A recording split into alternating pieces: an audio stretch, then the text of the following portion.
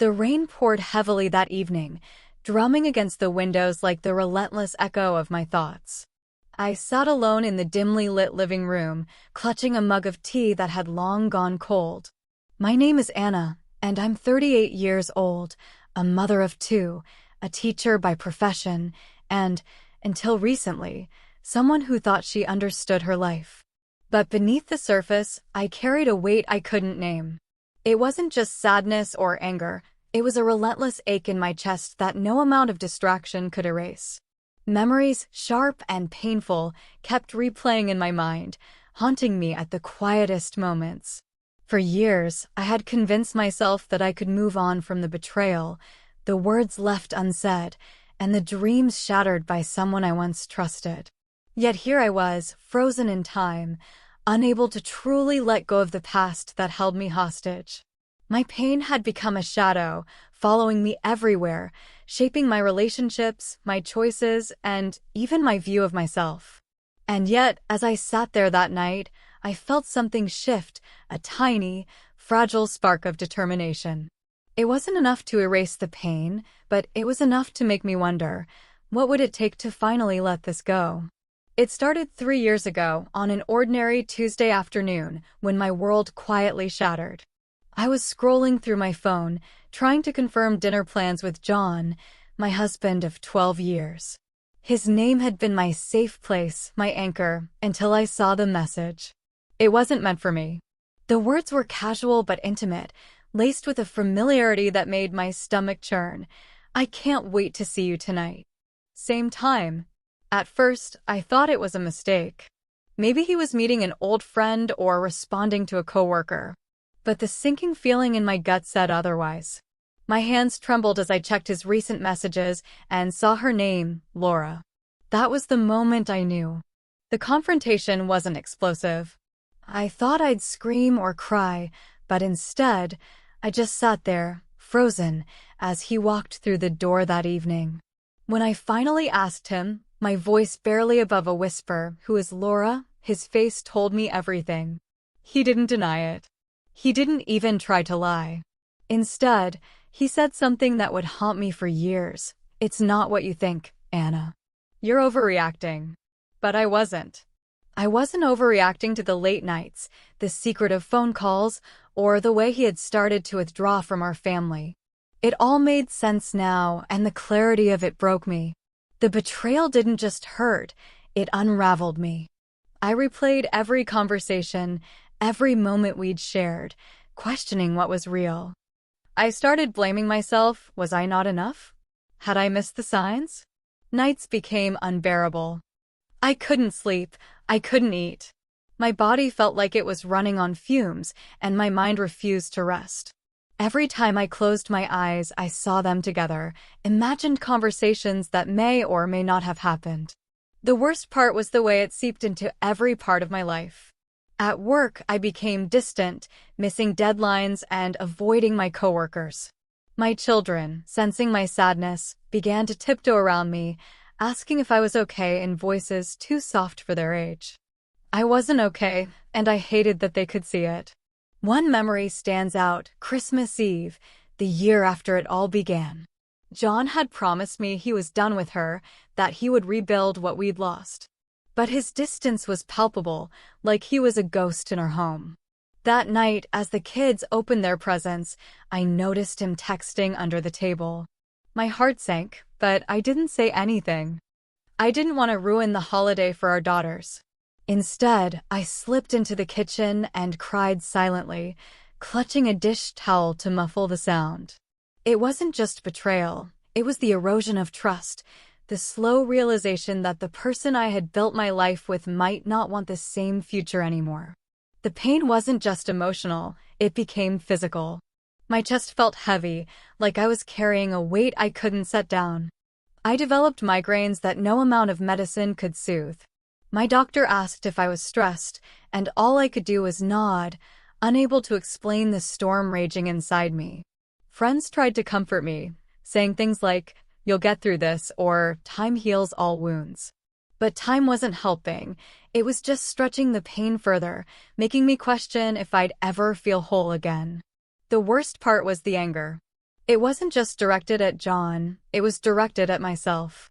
For trusting him. For staying.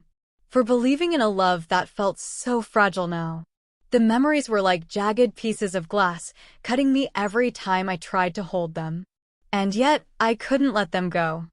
I couldn't stop wondering what I had done wrong or how things could have been different. This wasn't just a chapter in my life. It was a shadow, following me everywhere. A constant reminder of what I had lost and what I feared I would never find again: peace. Holding on to the pain became second nature, like an unwelcome guest I couldn't ask to leave. It followed me into every room, every conversation, every decision I tried to make. John and I stayed together, but we were no longer partners. We coexisted in the same house, barely speaking except when absolutely necessary. Our conversations were short, functional, about bills, school schedules, or groceries. Anything deeper felt like stepping into dangerous territory, and I was too exhausted to argue anymore. The distance between us created a ripple effect. My daughters noticed it first. One evening, my older daughter, Emily, confronted me. She was only 16 at the time, but her words carried the weight of someone far older. "Mom, what's wrong with you and Dad?" she asked, her voice trembling. "You don't even look at each other anymore." I wanted to reassure her, to tell her everything would be okay, but the words wouldn't come. Instead, I looked at her, tears filling my eyes, and said the only thing I could manage: "I'm sorry, sweetheart. I'm trying." Her face crumpled, and she turned away, slamming her bedroom door behind her. I sat there, frozen, realizing that my pain wasn't just mine, it was bleeding into my children's lives, creating cracks in their sense of security. My younger daughter, Lily, was too young to understand, but even she could sense the tension. She clung to me more, her little hands gripping my arm as if she were afraid I might disappear. I hated that she was growing up in a home where love felt like a fragile, fleeting thing. At night, I would lie awake, replaying every argument, every betrayal, wondering if I should leave. But the thought of starting over terrified me. I had spent so many years building this life, even if it was crumbling now.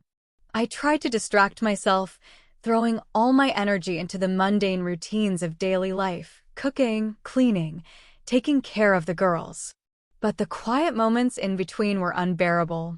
The silence in the house seemed louder, more suffocating, reminding me of everything I was trying to ignore.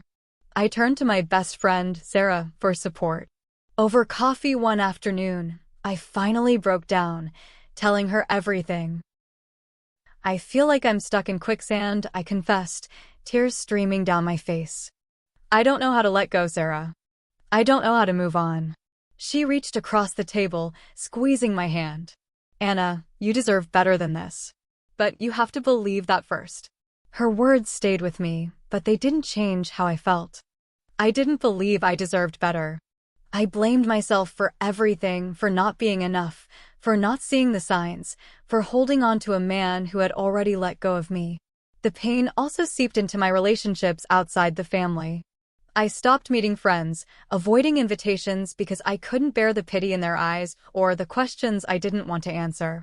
At work, I became withdrawn, barely contributing in meetings and missing deadlines. My boss pulled me aside one day, asking if everything was okay. "I'm fine," I lied, forcing a smile. But I wasn't fine. I was drowning. Every attempt to cope felt like a bandage on a wound that wouldn't stop bleeding. I tried journaling, pouring my feelings onto paper late at night. But instead of catharsis, it brought more pain, forcing me to relive every hurtful moment. I even tried therapy once, sitting across from a kind-looking woman who asked me gentle questions about my feelings. But the thought of opening up, of unraveling the tightly wound ball of pain inside me, felt impossible. I never went back. The tension at home kept building. John's indifference, my daughter's sadness, and my own inability to move forward created an atmosphere so heavy it felt like we were all suffocating. One night, as I stood in the kitchen washing dishes, I dropped a glass. It shattered on the floor, and I froze, staring at the pieces. Emily rushed in, asking if I was okay, but I couldn't answer. I just sank to the floor, sobbing uncontrollably. She knelt beside me, wrapping her arms around me. "Mom, please," she whispered. "You have to stop this. You have to let go." Her words echoed in my mind long after that night. She was right, I was holding on to something that was destroying me. But the question was, how? How do you let go of something that has become a part of you, no matter how much it hurts? The pain wasn't just in my heart anymore, it was in my home, my relationships, my entire existence.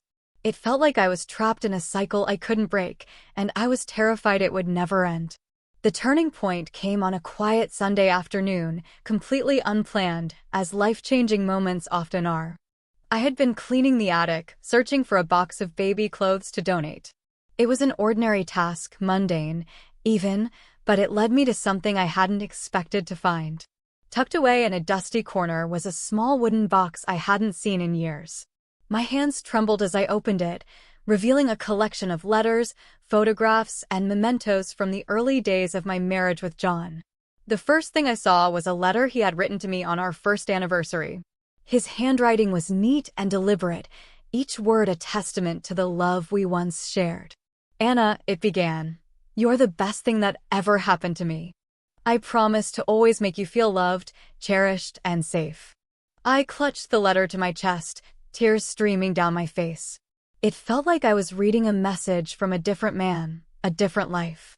The words were a painful reminder of what we had lost, but they also ignited something in me, a yearning not for the past, but for the version of myself I had left behind. As I sifted through the box, I found a photograph of John and me on our honeymoon. We were on the beach, laughing as the waves lapped at our feet. I stared at the photo, trying to remember how it felt to be that woman, so full of hope and love, so sure of the future. And then, I realized something that hit me like a bolt of lightning. I wasn't angry at John anymore. I was angry at myself for losing that version of me, for letting the pain consume me, define me, and steal years of my life. That night, as I sat alone in the living room, I made a decision. I couldn't change what had happened. I couldn't make John love me the way he once did, and I couldn't rewrite the past. But I could choose to stop letting it control me. The next day, I called Sarah. "I think I'm ready," I told her. "Ready for what?" she asked cautiously. "To let go," I said, my voice steady for the first time in months. "Not for John, not for anyone else. For me." Sarah suggested I join her for a yoga class, something she had been begging me to try for years. I agreed, not expecting much, but it turned out to be exactly what I needed. During the class, the instructor spoke about the importance of breathing, of letting go of tension with each exhale. "You don't have to carry your burdens alone," she said softly. "Release what no longer serves you." As I closed my eyes and focused on my breath, I felt something shift. It was small, almost imperceptible, but it was there. A tiny crack in the wall I had built around my heart. That night, I sat down with Emily and Lily. I apologized to them, not for feeling pain, but for letting it spill over into their lives. "I've been holding on to something I should have let go of a long time ago," I admitted. "But I'm going to change that. For me and for us." Emily hugged me tightly, her tears soaking into my shoulder. "I just want you to be happy, Mom," she whispered. Her words gave me the strength I needed to take the first real step forward. The next day, I opened my journal, the same one I had abandoned months earlier, and wrote 3 words at the top of the page. "I forgive myself." It wasn't a magic fix. It didn't erase the pain or make everything better overnight. But it was a beginning, a small, hopeful spark in the darkness. And for the first time in years, I believed I could find my way back to the light. Healing wasn't immediate. It was a slow, uneven path, marked by moments of clarity and setbacks that threatened to pull me under. But once I made the decision to let go of the pain, I knew I owed it to myself to try, fully, completely. The first step was therapy. Sarah recommended someone she trusted, a kind, middle-aged woman named Dr. Harper. The thought of pouring my heart out to a stranger terrified me, but I knew I needed help to make sense of the mess inside my head. Our first session was hard. I felt vulnerable, exposed. "What brings you here, Anna?" Dr. Harper asked gently. I hesitated, my voice barely a whisper. I don't know who I am anymore. Dr. Harper nodded. Then let's start there. Over the weeks, therapy became a lifeline. Dr. Harper helped me untangle the web of guilt, anger, and sadness I'd been carrying. She showed me that it was okay to feel everything I felt, but I didn't have to let those emotions define me. One of the hardest exercises was writing a letter to John, not to give to him, but to release my own feelings. In the letter, I poured out every hurt, every betrayal, every ounce of love I still carried for him. You broke my heart, I wrote, but I'm taking it back. After I finished, Dr. Harper asked me to read it aloud. I sobbed through every word, but when I was done, I felt lighter, as if a weight I hadn't even noticed had been lifted. I also began practicing mindfulness. At first, it seemed impossible to quiet my racing thoughts. But little by little, I learned to focus on the present, to notice the warmth of the sun on my face, the sound of birds outside my window, the way Emily laughed when she teased her baby sister. These small moments became anchors, pulling me back when my mind threatened to drown in the past. There were setbacks, of course. Days when the memories would hit me like a tidal wave, pulling me under before I could even catch my breath. One evening, I found myself crying in the kitchen after Lily asked me why Daddy didn't come home early anymore. I wanted to give her an answer that made sense, but I couldn't. Instead, I held her close and whispered, "Sometimes people make choices that hurt us, but it's not your fault. Mommy loves you so much, and I'm going to make sure we're okay." Slowly, I started reconnecting with myself. I took up painting, a hobby I had loved in college but abandoned after getting married. The first time I picked up a brush, it felt awkward, like meeting an old friend after years apart. But as the colors swirled on the canvas, I felt something awaken inside me, a spark of joy I hadn't felt in years. I also made an effort to rebuild relationships. I spent more time with Sarah, grateful for her unwavering support. I apologized to Emily for not being fully present and promised her that I was trying to do better. "I can see it, Mom," she said one day, hugging me tightly. "You're smiling more." Her words brought tears to my eyes, but this time, they were tears of gratitude. Forgiveness was the hardest part, not just forgiving John, but forgiving myself. I had spent so long blaming myself for his choices, for not being enough, for staying when I should have left. But Dr. Harper reminded me, forgiveness isn't about excusing what happened. It's about freeing yourself from the hold it has on you. One day, after months of therapy and self-reflection, I sat alone in my living room and whispered the words aloud. "I forgive you, John. And I forgive myself." It wasn't a dramatic moment. There were no fireworks, no sudden rush of relief. But deep inside, I felt a shift, a quiet release, like unclenching a fist I didn't realize I'd been holding. As time went on, I noticed small but significant changes in my life. I started laughing more, truly laughing, without the weight of sadness pulling me down. I found joy in simple things, baking cookies with Emily and Lily, walking in the park, dancing around the living room to our favorite songs. I even started thinking about going back to work. It wasn't easy, balancing everything as a single parent, but I discovered a strength I didn't know I had. One evening, as I tucked Lily into bed, she looked up at me with her big, curious eyes and asked, "Mommy, are you happy now?" The question caught me off guard. I paused, then smiled. "I'm getting there, sweetheart," I said. "I'm getting there. Looking back now, I see how far I've come." The pain didn't disappear, but it no longer controls me. I've learned to carry it differently, to let it be a part of my story without letting it define who I am. Letting go wasn't about forgetting. It was about making space for something new. For hope. For healing. For me. And as I stand here today, surrounded by the love of my daughters and the life I'm rebuilding, I know this. I am stronger than I ever imagined. If you're holding on to pain, I want you to know that it's okay to feel it, to grieve it, to struggle with it. But don't let it consume you. There's a light on the other side, waiting for you to find it. And when you do, you'll realize that you were never truly lost. You were just finding your way home.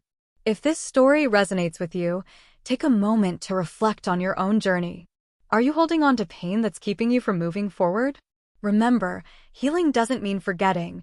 It means giving yourself permission to grow beyond the hurt. Start small. Talk to someone you trust, write your feelings down, or take that first step towards self-care.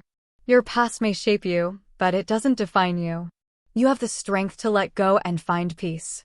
If this story inspired you, share it with someone who might need it. And don't forget to like, subscribe, and join our community for more stories of resilience and hope. Let's heal together.